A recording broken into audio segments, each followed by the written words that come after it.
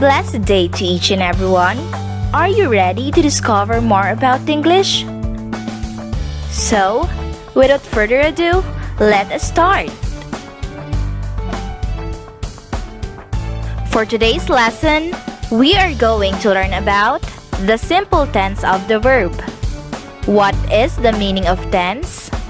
And the simple tenses of the verb and their examples. To start our lesson, let us know the simple tenses of the verb. The tense of the verb indicates the specific period in time that something is happening. It tells a reader or a listener that an action is happening now, will still happen, or has happened already. There are three basic simple tenses that we are most familiar with. These are the simple present tense, the simple past tense, and the simple future tense. Let us first learn more about the simple present tense. The simple present tense indicates action or state of being at the present time. It may also refer to habitual actions or the actions that we always do. Time expressions are very helpful in tenses of verbs. Time expressions are words or phrases that indicate time. For simple present tense, we may use these time expressions: every day, each week, at night, and etc. To form the simple present tense, we add s or es to the verb if there is only one subject. For examples, Chef Guada cooks lunch at the cafeteria. Chef Guada is referring to only one person. That is why we added an s at the end of the verb cook to form the simple present tense. Another example, my sister watches the sleeping baby. The word sister is a singular noun, and to form the simple present tense of the word watch, we add es. And to form the simple present tense for plural subject, there will be no s or es added at the end of the verb. It is only the basic form of the verb. For examples, Ryan and Sean tease Tammy. We have two subjects. They are Ryan and Sean. And the simple present tense is tease. Next example, they ride the bus to school every day. The pronoun they refers to more than one person. That is why our verb ride has no s or es at the end. It is the correct simple present form of the verb. For the simple past tense, it indicates an action or state of being that happened in the past or has already ended.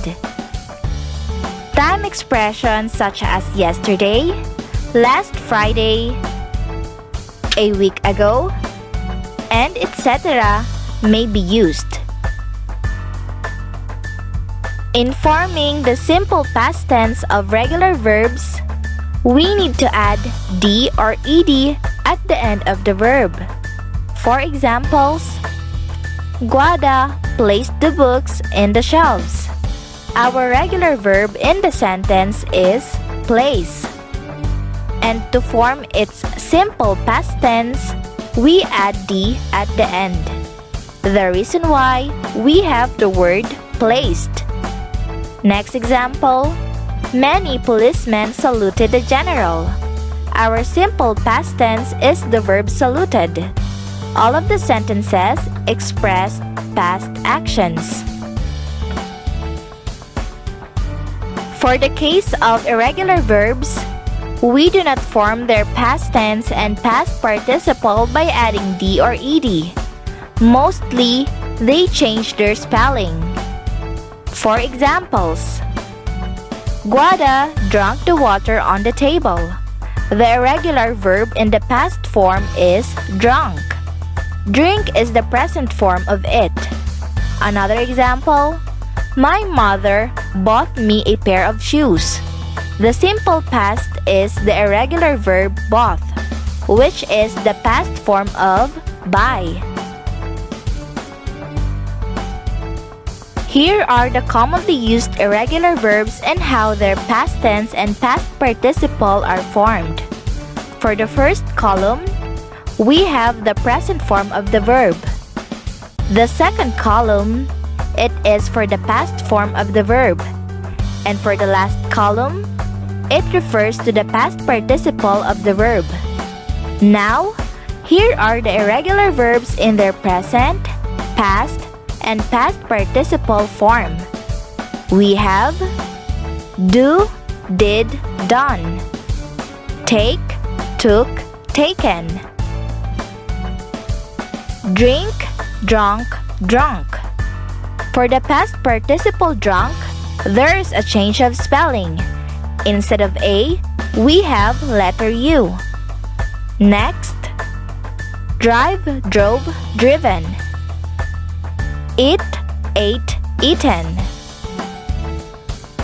For the irregular word hurt, it did not change its spelling.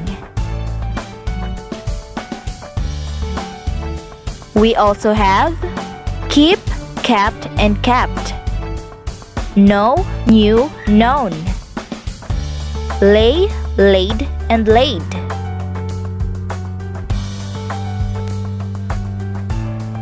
We also have give, gave, given. Break, broke, broken. Build, built, built. And for the word burst, for present, past, and past participle, it is still the same. For catch, we have caught and caught. Choose, chose, chosen. Come, came, and for the past participle, it is come. For the word cost, for present, past, and past participle, it is still the same. Another, we have lie, lay, lane. Lose, lost, and lost. Pay, paid, paid. Ride, rode, ridden. Say, said, said. See, saw, seen. Sleep, slept, slept. Speak, spoke, spoken. Lastly, for the present form, we have write. For the past form, we have wrote. And for the past participle, it is written. And lastly, the simple future tense. The simple future tense indicates an action or state of being that is yet to happen in the future. Compared to the other tenses, the simple future tense is a verb phrase made up of a helping or auxiliary verbs will or shall, accompanying the main verb in its simple present or base form. The time expressions tomorrow, next month, tonight, later, and etc. may be used.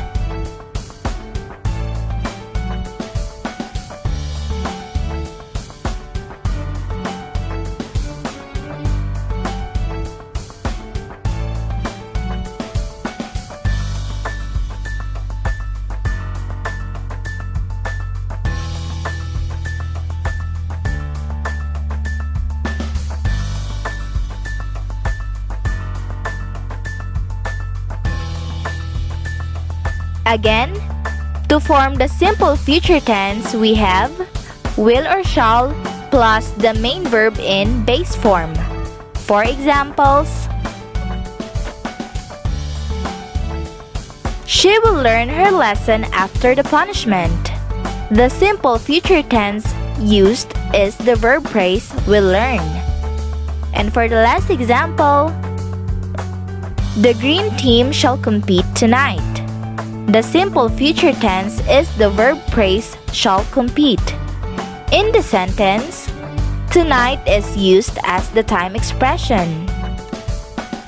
To sum it up, simple present tense indicates the verb is occurring at the moment. Simple past tense means the action has already taken place or already done.